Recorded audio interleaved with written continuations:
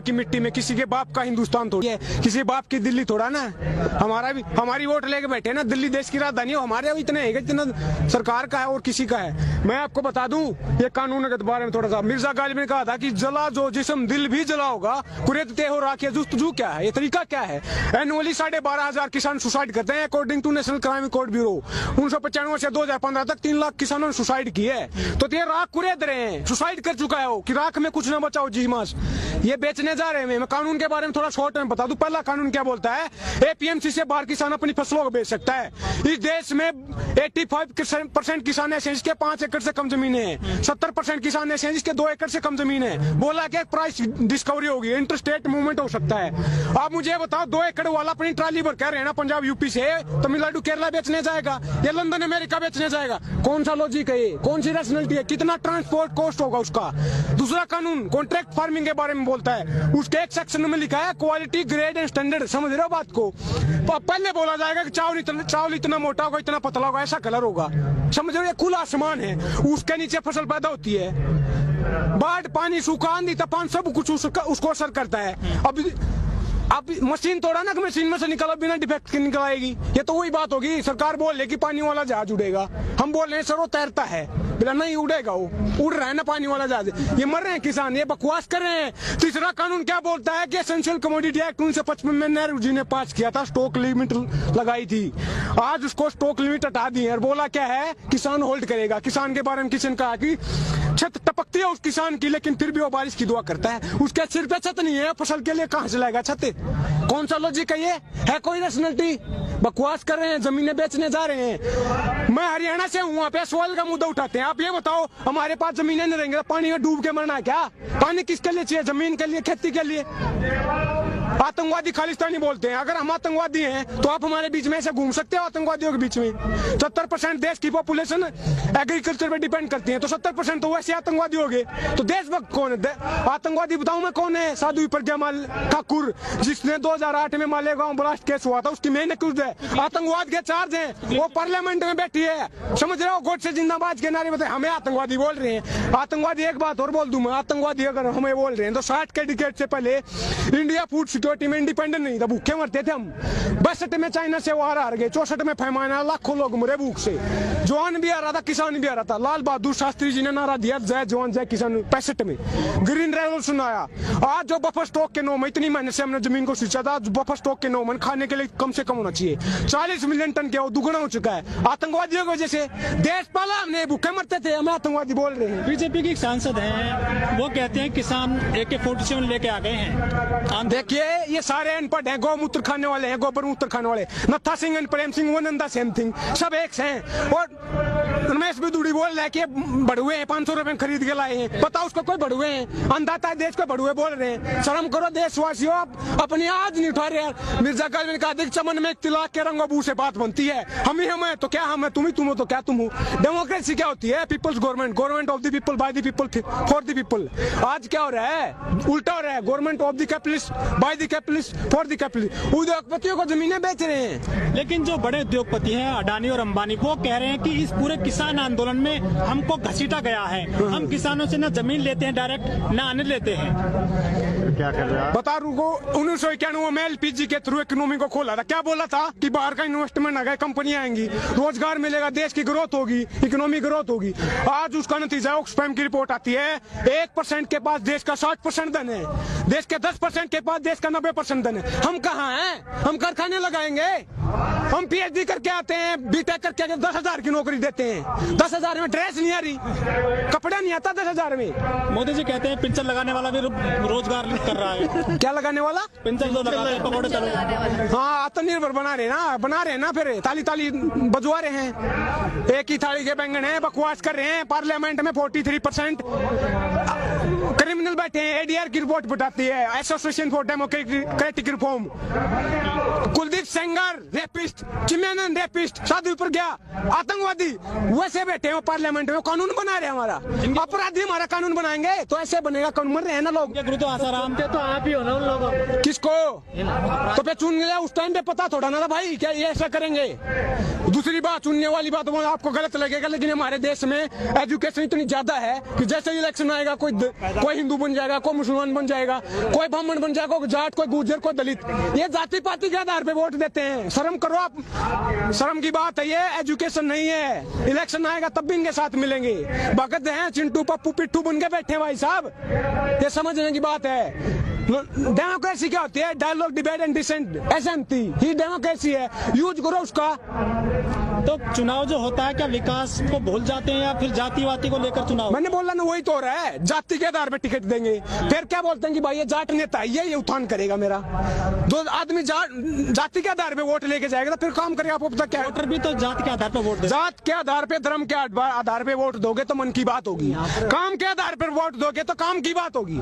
समझ रहे हो? डिवाइड एंड रूल पे बोलना चाहूंगा मैं। कुछ किसी ने, अंग्रेजों ने डिवाइड एंड रूल किया था, ये भी वही कर रहे हैं, हिंदू मुसलमान मंदिर मस्जिद करके कि बांट दिया इस धरती को। क्या चांद सितारों का होगा? नदियों के कुछ नाम लिखे, बहती धारों का क्या होगा? शिव की गंगा भी पानी, यहाँ पे जमजम भी पानी है, मुल्ला भी पिए, पंडित भी पिए, पानी का मतलब क्या होगा? उन फिरका परस्तों से पूछो क्या सूरज अलग बनाओगे? एक ही हमेशा से सबकी क्या भी नहीं बनाओगे? नस्लों का जो करे बंटवारा, नस्लों का जो करे बंटवारा, रहबर काम का ढोंगी है। क्या खुदा ने मंदिर तोड़ी थी यार? राम ने मस्जिद तोड़ी है। अगर स्टेट मंदिर बनवाएगा तो स्कूल, कॉलेज, यूनिवर्सिटी, हॉस्पिटल, सड़कें, बिजली, पानी ये कौन करवाएगा? इस देश में पहले भी मंदिर बने, सरकारों ने बनवाए हैं। क्या ये आर्टिकल 25 हमारे संविधान का बोलता है कि right to freedom to profess, propagate and practise any और not any religion of your choice. धर्म हमारा पर्सनल मैटर है, हमारा फेथ है। अपने आप चंदा इकट्ठा करके मंदिर बनवाएंगे, सरकार मंदिर बनवाएगी। स्टेट का कोई रिलीजन है क्या? तो सबसे पहले तो चंदा राष्ट्रपति जी ने दिया है। तो राष्ट्रपति क्या हमारा ही है? कौन है वो? किसान है क्या वो? नहीं, हमसे बीच से गया क्या वो? कैसे राष्ट्रपति चुना जाता सबको पता है। सब उनका है, वो तो एक रबर स्टैंप है, सब रबर स्टैंप उठा के लगा दी। आप मुझे बता दो एक भी कानून पे जिसमें राष्ट्रपति ने डिसेंट का भी यूज किया हो, अड़े हो कि नहीं गलत है, ये सारे कानून पे मोहर लगा देते हैं। पिट्ठू होते हैं सरकारों के राष्ट्रपति। देश का पहला नागरिक, गलत बोल रहा हूँ लेकिन पिट्ठू है भाई, पिट्ठू है। तो क्या आपको लग रहा है जनता को भी सुधरना चाहिए? सुधरेगी कैसे?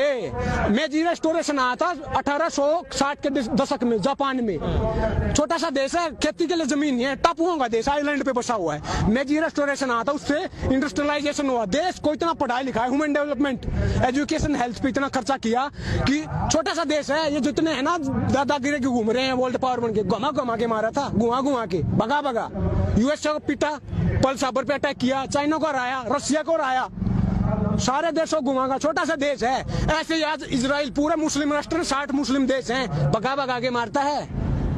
ये लड़ाई की बात नहीं है, रिवेंज की बात नहीं है, रिफॉर्म की बात है, ये रिवॉल्यूशनरी थिंकिंग की बात है, क्रांतिकारी की बात है। भगत सिंह ने जो वो फांसी हो रही थी ना, उनके वकील ने आके पूछा था आप देश को क्या संदेश देना चाहोगे? उन्होंने कहा था कि साम्राज्यवाद मुर्दाबाद, इनकलाब जिंदाबाद। आज मैं बोल रहा हूँ कि पूंजीवाद मुर्दाबाद, इनकलाब जिंदाबाद।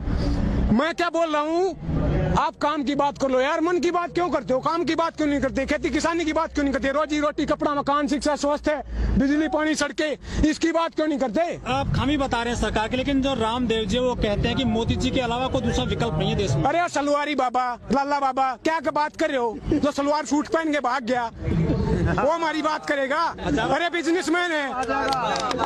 आप मुझे बताओ, आप मुझे बताओ, योगा करवाते हैं किस लिए? शरीर स्वस्थ होगा, फिर दवाई बनाते हैं। जब हम स्वस्थ होते हैं दवाई की क्या जरूरत है? इस गेम को समझे आप। सबसे ज्यादा वो उसी का विकास हुआ है इस सरकार में। हम तो मर रहे हैं, मैंने बोला ना, 12,500 एनुअली सुसाइड कर रहे हैं भाई साहब। वो कहते हैं किसानों ने कानून नहीं पढ़ा और किसान ना समझे, रामदेव बोलते हैं। आके समझा देना, वो कौन सा चश्मा लगाते हैं? रुको बाबा, मैं अगर आप समझाओ ना, मैं आके कौन सा चश्मा लगाते हैं, हमें भी दे दो चश्मा जिसमें कौन लाइन दिखती हो भले की। ये कानून जहर है, जहर।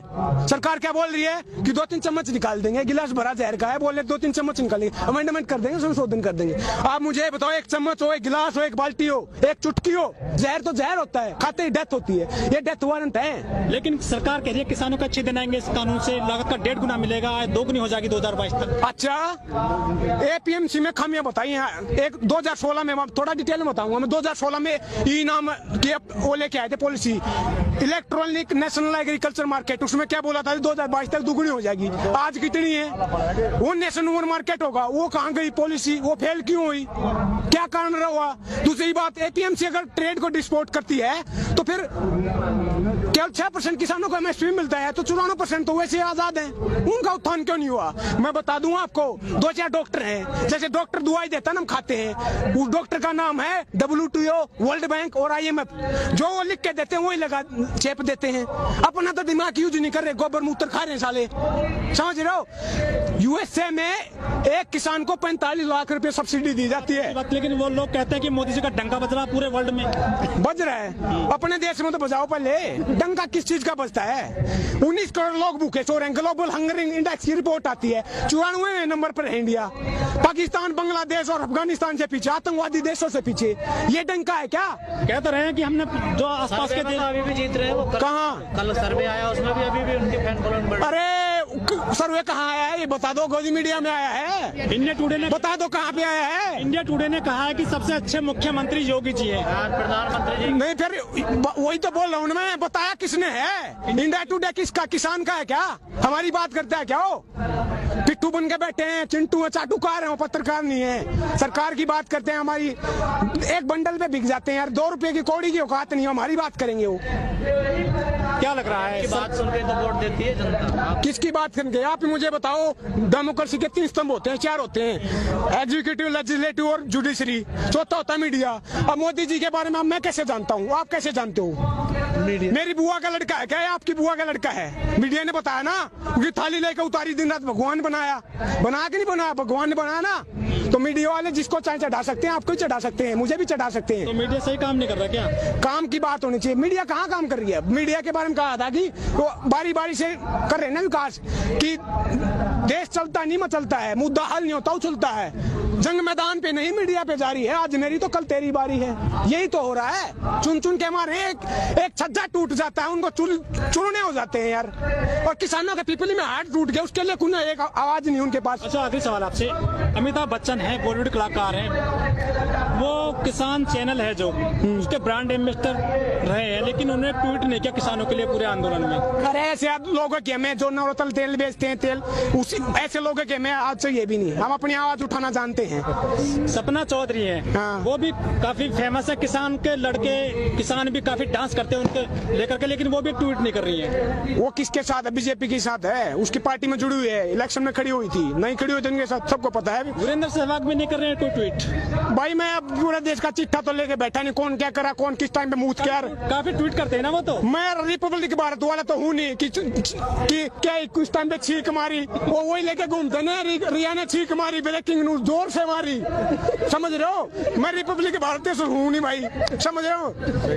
बात क्या है कि काम की बात होनी चाहिए, खेती किसानी की बात है, लेकिन मैं शाम तक बोल सकता हूँ, क्योंकि किताब उठा रखी। भगत सिंह ने कहा था कि इनकलाब ने तो बम से आता है, न पिस्तौल से आता है, इनकलाब आता विचारों से, नॉलेज से, किताब से। ये किताब बोल रही है, ये बकवास नहीं बोल रही, गोबर मूत्र नहीं बोल रहा। तो मैं अपनी बात को खत्म करना चाहूंगा, भगत सिंह की कौम है ये, भगत सिंह के बगैर हम खत्म नहीं कर सकते। पीयूष मिश्रा जी ने कहा था कि वो काम बुलागा काम हुआ जिसमें चंद्रशेखर आजाद न हो, वो इश्क बुलागा इसको जिसमें भगत सिंह की याद न हो, भगत सिंह की याद न हो, और हमको बात को खत्म कर दे, ऐसा नहीं हो सकता। भगत सिंह ने कहा था कि लिख रहा हूँ अंजाम जिसका कल आ जाएगा, मेरे खून का एक कतरा इंकलाब रहेगा। जोर से बोलना है, क्योंकि उसी भगत सिंह ने कहा था कि गूंगे बहरों को सुनाने के लिए धमाका जरूरी होता है, और ये आवाज धमाका है, पार्लियामेंट तक आवाज देनी चाहिए। गूंगे बहरे हो, इंकलाब, इंकलाब।